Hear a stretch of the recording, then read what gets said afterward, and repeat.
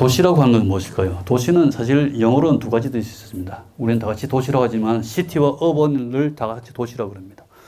근데 영어의 시티와 어번은 뜻이 좀 다릅니다. 시티는 어원을 따지면 사회에 가까운 말이고 어번은 물리적 환경이라고 하는 이야기입니다. 쉽게 이야기하면 시티는 소프트웨어고 어번은 하드웨어입니다. 이 두 가지가 합쳐져야 도시가 되는데 우리는 이것을 갖다가 분간을 못하고 있어서 우리가 도시적 문제를 갖다가 굉장히 많이 안고 있는 것도 사실입니다.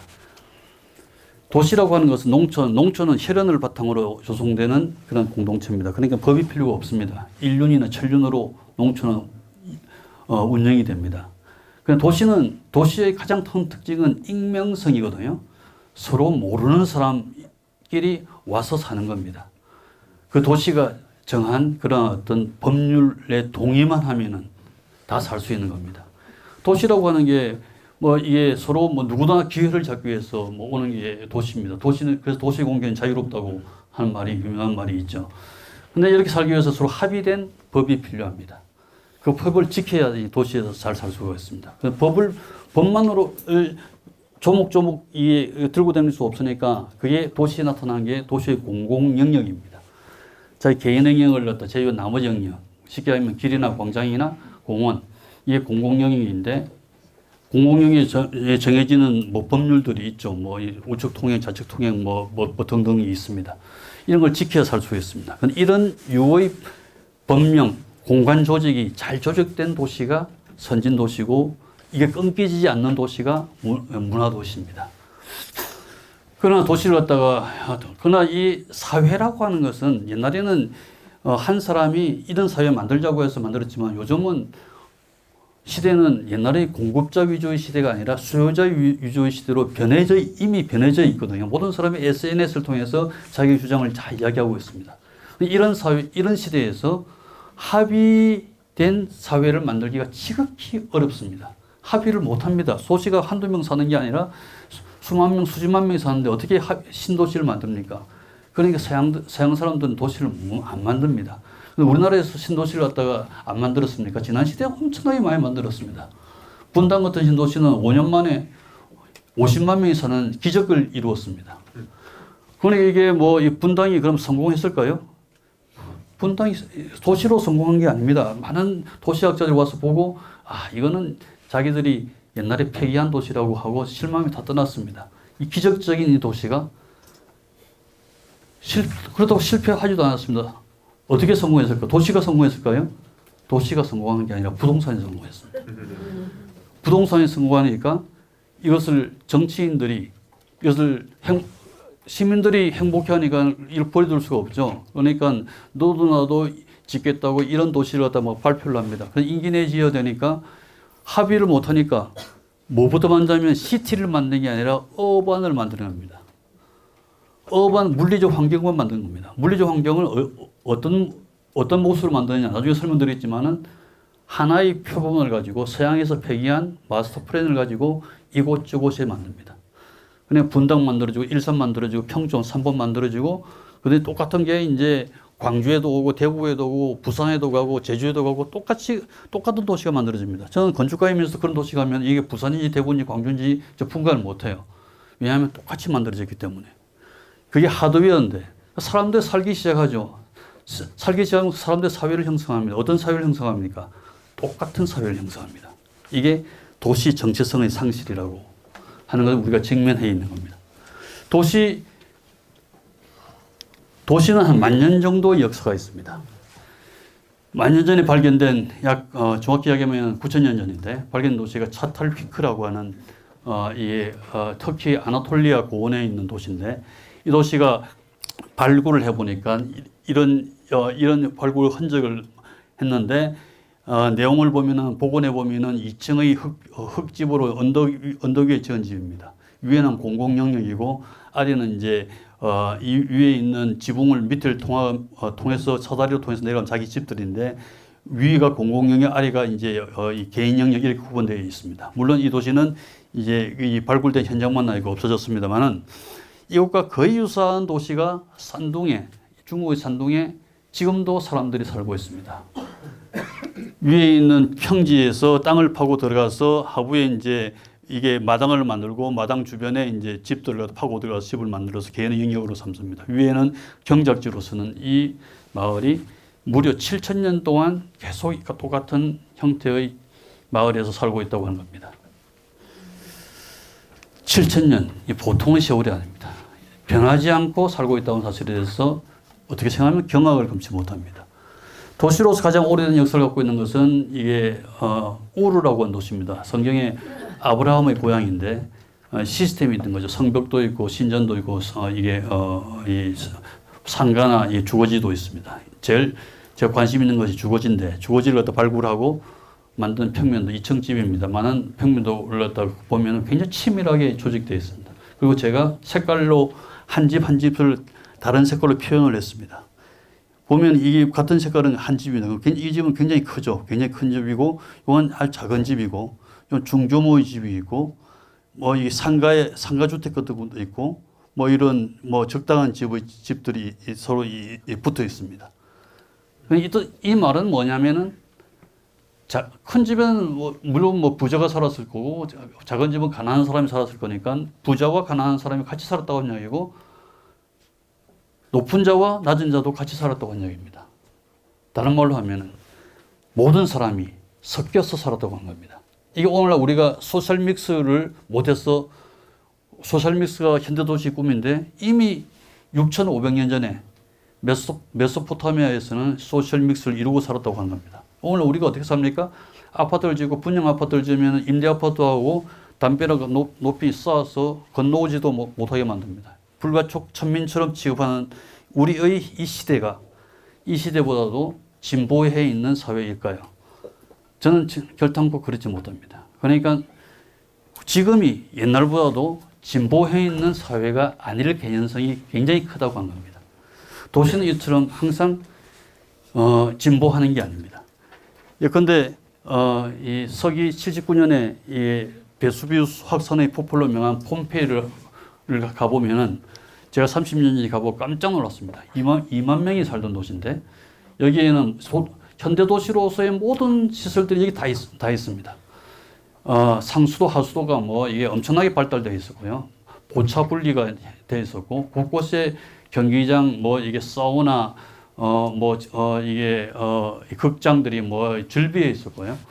그리고 이 성스러운 곳만 있는 게 아닙니다. 여기는 사창가도 있고 목로주점도 있고 도시에서 있는 뭐 성과 속, 뭐 이 부와 빈, 고와 저 모든 것이 다 있어서 완벽한 도시였습니다. 이 도시가 왜 멸망했을까? 아마 더 이상 발전할 게 없어서 멸망한 게 아닐까? 이런 업체까지 저는 해야만 했던 겁니다. 도시는 결단코 진보만 하는 게 아닙니다. 이 도시가 만들어지는 방법은 여러 가지 방법이 있는데 특히 르네상스 시대를 주목할 필요가 있습니다. 이 그림은 아까 처음에 보신 빌라 로툰다의 천정 도면입니다. 다니엘의 중심으로 해서 모여져 있죠. 르네상스 시대 때 만들어진 하나의 도시를 소개해드리면 팔마노바라고 하는 베니스에 있는 도시인데 제가 굳이 설명드리지 않아도 이 도시 갖고 있는 성격을 분명히 파악하실 수 있을 겁니다. 외부는 다 적이라서 회자를 파고 성벽을 높이 올려서 내부는 치밀하게 조직해서 정 가운데는 영주가 사는 집이 있는 단일 중심의 도시입니다. 가운데가 제일 귀하고 주변부로 갈수록 제일 이게 계급이 낮은 이런 계급 사회죠. 실제로 이 도시는 이렇게 건설이 되었습니다. 근대를 들어서면서 성벽은 없어졌지만 도시 조직은 그대로 남았습니다. 문제는 이 도시가 이거 하나만 르네상스 시대 때 건설되는 게 아니라 이런 류의 도시가 유럽의 방방 곳곳에 그 당시에 건설되었습니다. 심지어는 스웨덴에까지 이런 도시가 건설됐으니까 대유행을 탔죠. 하나의 사건이 있었는데 1516년에 토마스 모어라고 하는 사람이 유토피아라고 하는 소설책을 하나 만들었습니다. 유토피아는 원래 있는 말이 아닙니다. 토마스 모어가 이 책을 위해서 쓴 제목인데 유와 토피아를 합성시켜서 만든 말입니다. 토피아는 땅이나 장소를 뜻하는 말인데 유가 좀 수상합니다. 유가 라틴어에 따르면은 이와 오를 붙이면 이유, 오유 하면은 똑같이 유로 발음되는데 뜻이 반대로 갑니다. 이유는 웰, 좋다라고 하는 뜻이고 오유는 노, 아니라고 하는 뜻이 돼서 이와 오를 빼고 유만 써서 유토피아 하면은 좋기는 좋은데 불가능한 곳. 이게 우리가 오늘날 이상향으로 번역하는 유토피아입니다. 그 소설책에 나와 있는 그림이 이 그림인데 이 리얼리티 세계가 있고 이 유토피아는 섬처럼 떨어져 있습니다. 유토피아를 가려면 배를 타고 갈 수밖에 없는데 입구가 하나밖에 없어요. 들어가니까 이제 감시망로에 의해서 감시받고 겨우 들어갔더니 해자가 있고 곳곳에 감시망로가 있습니다. 그리고 들어갔더니 정가운데는 이 도시를 다스리는 영주의 성체가 있는 단일 중심의 봉건 도시가 르네상스인들이 건설하기를 열망했던 유토피아였습니다. 그래서 이런 류의 도시계획도들이 양산이 되죠. 이 외에도 굉장히 많은 이런 류의 그림이 있습니다. 그림의 형태는 조금씩 다르지만 개념은 똑같습니다. 주변부는 굉장히 완강한 성체로 이렇게 둘러싸고 내부는 치밀하게 조직해서 정가운데는 이 도시를 다스리는 영주가 있는 단일 중심의 봉건 도시. 이것을 건립하는 게 르네상스인들의 꿈이었습니다. 실제로 많은 도시가 건립이 되었습니다. 또 하나의 공통된 특징이 있는 게 굉장히 기하학적 도형입니다. 기하학적 도형이라고 하는 것은 인간의 머리에서 생각된 도형이거든요. 그러니까 이런 추론이 가능하죠. 르네상스 사람들은 도시를 만들 때 머리에서 먼저 생각하고 이런 도형을 만든 다음에 이것을 현실화시키기 위해 실현하기 위해서 땅을 찾아 나서는데 이런 류의 도형을 산 속에서는 만들기가 불가능합니다. 그러니까 평지를 찾을 수밖에 없죠. 그래서 서양의 계획 도시들은 죄다 평지에 만들어진 도시입니다. 산에 있는 도시도 있지만 그 도시는 자연 발생적으로 생긴 도시거나 특별한 군사 방어를 목적으로 만든 도시 외에는 죄다 평지에 만드는 도시입니다. 이게 우리나라의 도시 만들기 방법하고는 근본적으로 틀리다고 하는 겁니다. 우리나라는 평지가 논을 위해서 제공할 수밖에 없었습니다. 우리나라의 마을이라고 하는 것은 평지를 피해서 산 밑에 비탈에 가서 양지바른 곳을 찾는 곳입니다. 그런데 우리나라의 도시는 땅마다 다 다릅니다. 다르다니까 땅을 보지 않고는 도시를 만들 수가 없어요. 미리 무슨 생각을 할 수가 없는 겁니다. 그러니까 서양의 도시 만들기 방법과 우리의 도시 만들기 방법은 근본적으로 차이가 난다고 하는 겁니다. 근대화를 갖다 겪으면서도 이 문제는 전혀 서양은 바뀌지 않습니다. 이것은 에베네저 호와드라는 사람이 전원도시라고 하는 이름으로 인구가 대도시로 19세기에 폭발하면서 늘어나자 이걸 해결하기 위해서 마더시티와 셔틀라이트 시티라고 하는 개념을 도입해서 이걸 분산합니다. 이 마더시티입니다. 그리고 이제 자식 도시들이 이렇게 만들어서 이걸 갖다 연결하는데 하나 전부 다 단일 중심의 도시로 이 제안을 하고 있습니다. 문제는 이게 마더시티입니다. 이 마더시티가 라틴어로 번역하면 메트로폴리스입니다. 메트로가 마더라는 얘기입니다. 그냥 마더라고 하는 존재는 생식과 번성, 팽창, 성장을 전제로 하는 존재입니다. 그러니까 메트로폴리스는 워낙에 팽창을 전제로 하는 도시라고 하는 겁니다. 이게 단일 중심으로부터의 팽창입니다. 이 그림을 보시면 여러분들은 아무 감동이 지금은 없으시겠지만 사실은 이 그림은 1924년에 파리를 개조하기 위해서 르꼬르베지라고 하는 대건축가가 제안한 그림입니다. 그 당시의 파리는 지금보다 상황이 굉장히 열악해가지고 도시에 노상오물이 넘쳐나고 이게 전부 석탄을 떼니까 맥히하기가 이럴 데가 없고요. 미세먼지는 우리나라 요즘 한국하고는 비교가 안 되게 그냥 암울한 그런 도시였습니다.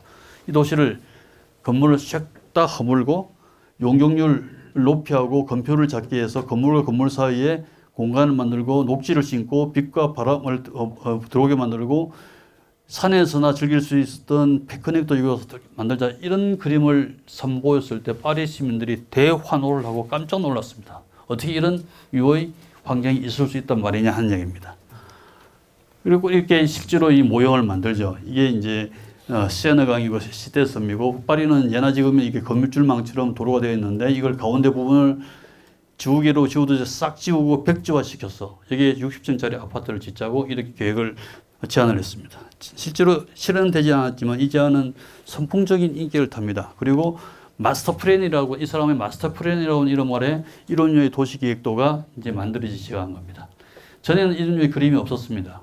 이런 류의 그림이라고 하는 건 색깔이 칠해져 있는데 전에 지도는 색깔이 없었거든요. 색깔이 있는 지도도 있는데 그것은 엿보기의 보이라고 칠한 거고 여기에 그려진 색깔은 굉장히 중요한 의미가 있습니다. 빨간색이 칠해지면 상업지구고 노란색은 주거지구고 보라색은 공업지구가 되어서 이 색이 칠해지는 순간 용적률 건폐율이 틀리니까 땅값이 차이가 납니다. 땅이 이제 등급을 다 매긴 거죠.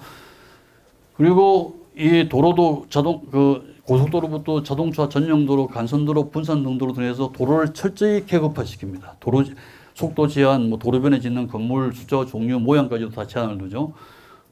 도시 구조도 도심을 놓고 부도심을 놓고 변두리를 놓고 철저히 계급화시킵니다. 모든 것을 인간의 활동을 계량화해서 재단하고 분류한 행태가 이 마스터 플랜입니다. 이것이 인기를 타던 때는 20세기 초반 모더니즘이라고 하는 사조가 전 세계를 휩쓸 때죠. 인간의 이성과 합리를 최고의 가치로 내세우고 우리 모든 것을 갖다 과학적인 통계로 분류할 수 있다고 믿었던 때입니다. 그리고 수없이 많은 도시들이 만들어집니다. 이 도시들의 삶이 행복에 있었을까? 많은 도시사학자들이 의문을 표합니다. 예컨대 한 예를 들면 1957년에 일부의 센트루이스에서 3,000세대의 주거단지가 만들어졌을 때 많은 사람들이 미래의 세계의 완벽한 모습이라고 칭찬했던 주거단지였습니다.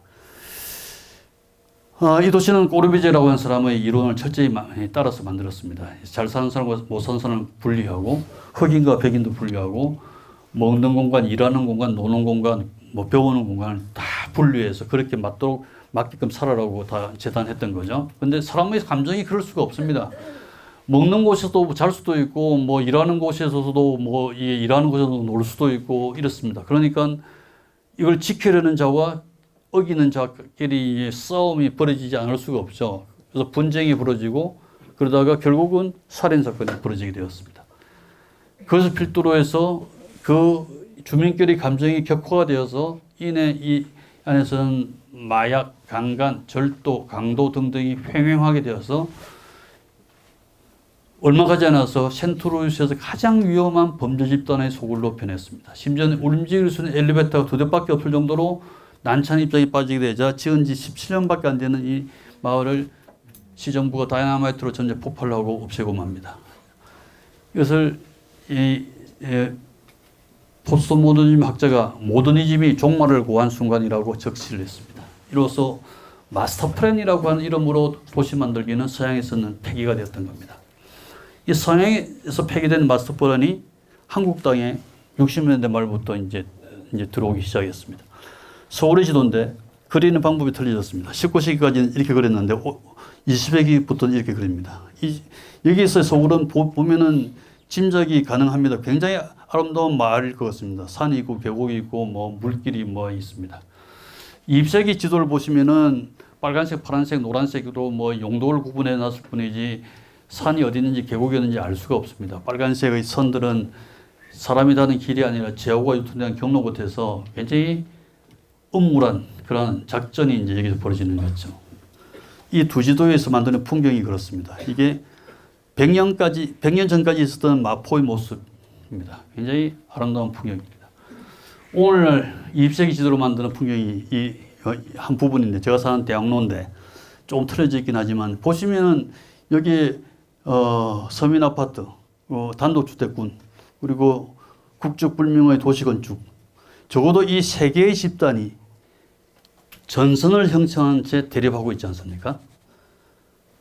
여기에서 갈등, 분쟁이 없을 수가 없죠. 우리 사회에 요즘 왜 이렇게 갈등과 대립이 많을까? 저는 지난 세기에 우리가 잘못 구축한 도시공간에 그 대부분의 원인이 있다고 저는 믿고 있습니다. 르네상스 이야기를 하나를 더 드리면 르네상스는 문의 부흥의 시기인데 여러 가지 사조가 많죠. 그중에 제 관심을 끄는 게 투시도법이라고 하는 그림 그리는 방법입니다. 투시도법 여러분 다 아시는데 원래 있었던 방법이 아닙니다. 르네상스 시대 때 필리포 브루넬레스키라고 하는 건축가가 고안한 방법입니다. 그림이라고 하는 건 그림 그린 사람이 세상을 보는 방법이거든요. 그래서 그림을 갖다가 해석하면 그 사람의 세계관을 알 수가 있습니다. 우리가 투시도에 우리가 다 알죠.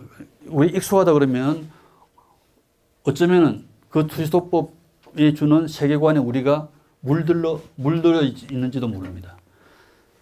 이 설명을 드리면 여기 투시도법을 설명한 건데 한 사람 여기 SP점 스탠딩 포인트에 서 있는 이 사람인데 이 사람의 눈으로 여기에는 공간의 선들이 다 모아져서 들어오지 않습니까? 소실제스럽습니다.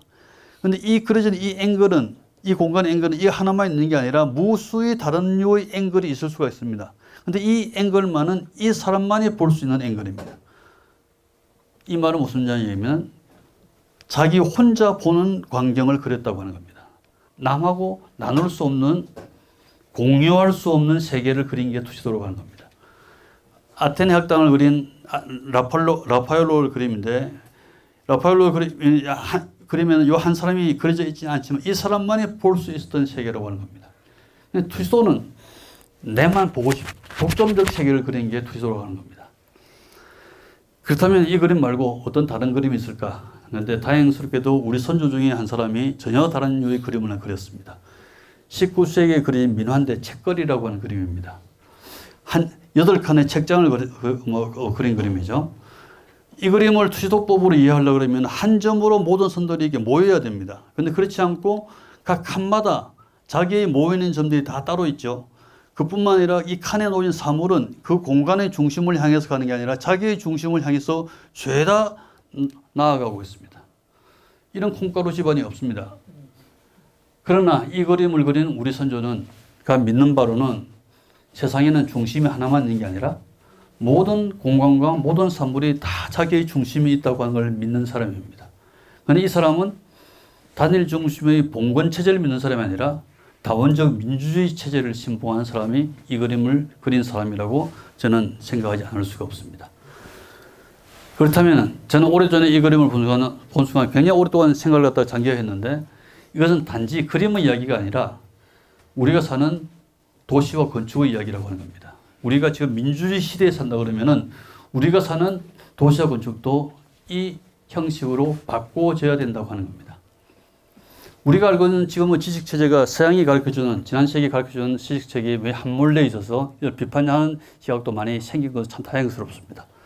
다만 우려스러운 것은 우리가 지난 세기에 받고 살고 있는 환경체제도, 공간 환경체제도 서양 사람, 특히 미국 사람들이 가르쳐주는 공간 환경체제에 지금 익숙해져 있어서 옛날의 그 공간에 관한 인식을 다 저버리고 살고 있다는 사실을 우리가 알아야 됩니다. 이게 굉장히 더욱더 심각한 문제일 수 있습니다. 그래서 서양의 세계를 밖으로 가면은 전혀 다른 유의 공간 체제가 굉장히 있습니다. 하나만 소개시켜드리면 이런 유의 도시입니다. 말라케시라고 하는 모로코에 있는 도시인데 공중사진인데 일부인데 전체를 봐도 다 똑같습니다. 벌집처럼 집들이 다 모여 있죠. 여기에 주거적, 상업적, 공업적 어떤 계급적 분류가 없습니다. 대로, 중로, 소로 이런 봉건주의 도시의 잔재 같은 말이 없습니다. 서로가 서로에 다 평등합니다. 하나의 보면은 원리가 하나 있는 것 같아요. 한 10채 정도 집들이 이렇게 모여 있어요. 서로 이렇게 군집하면서 있습니다. 10채는 어떻게 모여 있냐면은 빵집 하나, 우물 하나.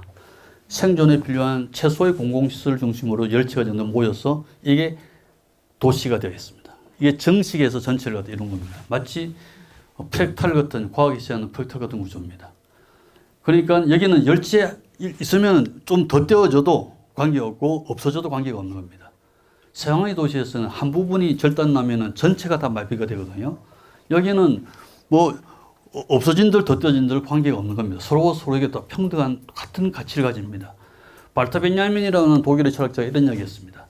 민주주의 도시라고 하면 한 구석에 가서도 그 구석만으로 전체를 알 수 있는 도시라고 이야기하면서 한 개인이 전부를 위해서 죽지 않을 수 있는 도시, 한 개인의 가치와 전체의 가치가 동등한 무게로 재단될 수 있는 도시가 민주주의 도시라고 발터 베냐민이 이야기했는데 그 도시가 바로 이미 1200년에 만들어져 있는 이 말라케시라는 도시에서 이루어지고 있다고 하는 사실입니다. 같은 도시인 페이즈, 저는 여러 번 가봤는데 3년 전에 최근에 갔는데 1200년 전에 만든 도시의 때가 도시 곳곳에 있습니다. 골목들은, 길들은 뭐 좁고 크고 뭐 이런 게 어떤 길들은 뭐 이게 몸을 비틀어야 들어갈 수 있지만 집은 집집마다 굉장히 밝고 맑습니다. 뭐 인터넷, 위성 TV 다 볼 수가 있죠. 공간이 좀 넓어지면 시장이 되고 이어지면 쇼핑몰이 되고 좀 넓은 곳이 있으면 공장이 되고 정갈한 집이 있어 들어갔더니 세계에서 가장 오래된 알카로인 대학이 여기 있는 겁니다. 그러니까 이런 유의 도시가 1200년 됐는데 앞으로 1000년 이상은 너끈히 버틸 수 있습니다.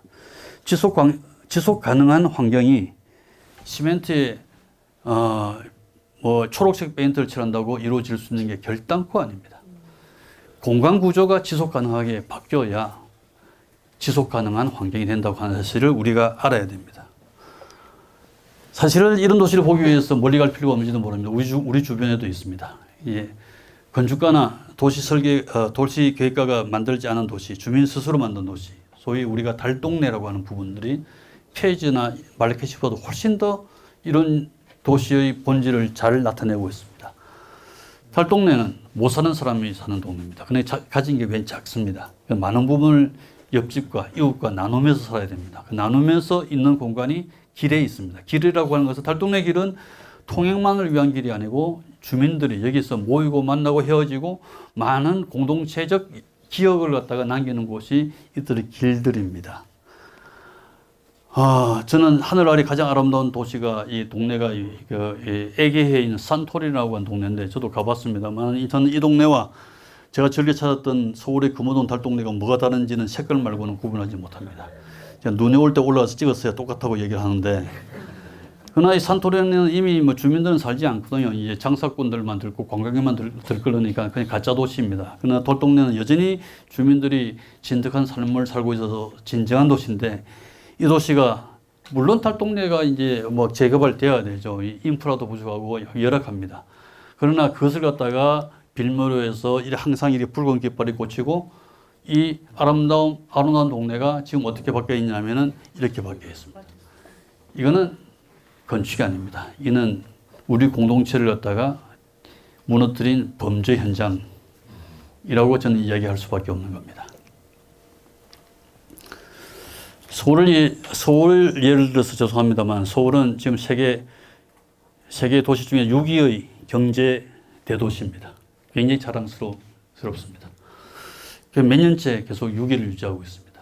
그러나 불행하게도 이건 모리라고 하는 재단에서 이게 조사한 거고 뉴욕에 개방을 둔 머시어 컨설팅에서 이 잘못을 따지는 조사를 보면 서울은 작년에도 75위였습니다. 돈은 세상에서 6위로 잘 버는데 사는 행복은 76위밖에 안 된다고 하는 이 언밸런스한 상태가 어디서 오느냐. 이건 건축과 도시에서 옵니다.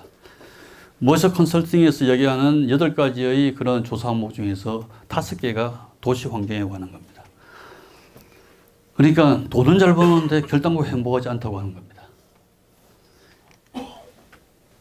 이게 서울이 가지고 있는 지난 시대 메트로폴리스를 닮기 위해서 이렇게 무한정 팽창하고 성장하는 화살표만 지형을 무시하고 뻗는 이런 류의 방법을 갖다 고수했기 때문이고 최근 들어서 이 화살표가 좀 꺾이긴 했습니다만 여전히 지금도 아직도 이 도시계획의 정책에 문제가 있다고 저는 생각합니다.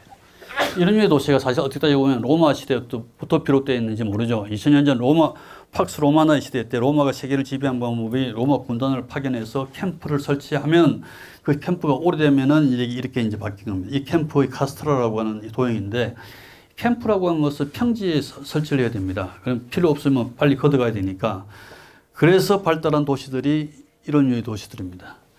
런던의 시티 지역, 뭐 이게 파리의 시대라고 하는 것도 전부 다 로마 군단이 머물렀던 게 원도심이 되어서 발달되었으니까 전부 다 평지에서 발달된 도시입니다.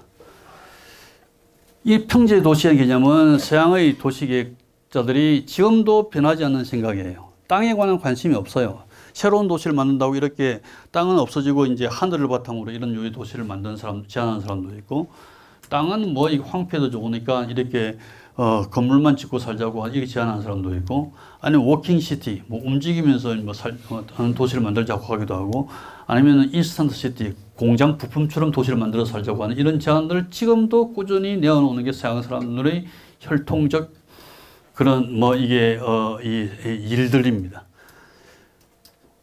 이 도시 물론 이런 제안들이 이제 기록에 남았는데 부분적으로 이게 실현된 곳이 이게 두바이라고 하는 도시입니다.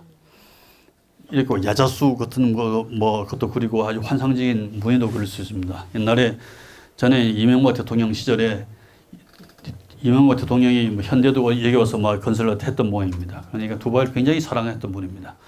두바이를 담자고 뭐 이야기를 하니까 뭐 지방자치단체에서 두바이를 담자고 현수막을 갖다가 막 뭐 붙여놓고 그랬던 풍경이 있습니다. 그러다가 두바이가 디폴트에 빠지자 현수막 다 띄었습니다. 두바이는 이런 유의 도시가 가능합니다. 이렇게 이제 뭐 이게 환상적인 풍경을 그릴 수가 있는데 그 이유가 인적이 두바이는 이런 사막입니다. 바람이 불면은 어떤 흔적도 남기지 않는 이런 땅이니까 어떤 그림을 그렸들 아무 관계가 없습니다. 어떻게 우리 땅이 대한민국의 땅이 이런 땅을 닮아 있습니까? 결단코 그렇지 않습니다. 우리나라의 땅은 이렇게 생겼습니다. 산이 있고 계곡이 있고 물길이 있고 굉장히 분명한 무늬를 가지고 있는 땅입니다. 그리고 우리 선조들은 집을 지을 때 이렇게 산세, 물새를 건드리지 않고 가만히 이게 덧댑니다. 그리고 이것이 이제 뭐 이게 여러 개가 생기면 마을이 형성되는 게 우리의 짐 짓기 방법이었고 마을 만들기 방법이었습니다. 이런 무늬를 갖다가 그대로 유지를 하는 거죠. 이게 터무니라고 하는 얘기입니다. 터무니 이야기 아시죠? 터무니가 있다 없다. 우리 뭐 존재의 근거, 배경이 있다 없다 합니다. 이게 터에 생긴 무늬입니다. 우리 선조들은 우리의 존재를 일찍이 터와 관련지어서 이야기했다고 하는 겁니다. 하이데크 훨씬 이전에 우리의 존재는 터와 관련이 있다고 하는 겁니다. 그러니까 모든 땅은 다 다릅니다. 최소한 위도 경도가 다 다르고요. 자연이 만든 무늬가 다르고 그리고 우리가 살면서 또 새긴 무늬가 다릅니다. 모든 땅은 다 다른 무늬를 갖고 있습니다. 이 터의 무늬를 갖다가 모든 땅은 자기가 어떤 집이 되고 싶어하고 어떤 도시가 되고 싶어하는 이야기를 합니다. 그래서 좋은 건축과 좋은 도시계획가는 그 땅이 이야기하는 내용을 잘 듣고 그대로 따라서 다른 무늬를 놓아주면은 그게 좋은 건축이 되고 좋은 도시가 된다고 저는 믿고 있는 겁니다. 우리가 터무니없는 집을 갖다가 굉장히 많이 지었죠. 뭐 이 아파트를 어떻게 짓습니까? 산 있고 산 있으면 깎고 계곡 있으면 메우고 물길 있으면 돌려서 그냥 뭐 평지 만들어서 터무니 없앤 그거 지은 집이 아파트니까 아파트는 터무니없는 집입니다. 여기 아파트에 사시는 분들 많죠. 터무니없는 삶을 사신다고 생각하셔도 뭐 틀린 게 아닙니다. 저는 이 터에 생긴 무늬를 지문이라는 말로 바꾸고 영어로도 랜드스케이프라는 말을 바꿔서 이렇게 이게 건축이 가져야 될 가장 중요한 지점이라고 저는 이야기하고 있는 겁니다.